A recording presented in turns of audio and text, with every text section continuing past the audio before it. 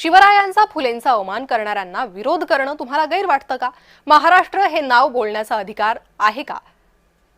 गणवेशात असूनही निषेध व्यक्त करणाऱ्यांचाही सन्मान व्हावा. मंत्र्यांनी दिलगिरी व्यक्त केली आहे, त्यामुळे प्रकरण ताणू नये. महाजन माधवी जाधव वादावर राऊतांनी हे वक्तव्य केलंय.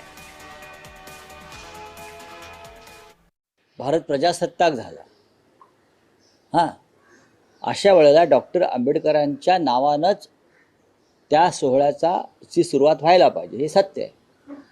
आणि ती जी मुलगी आहे जाधव,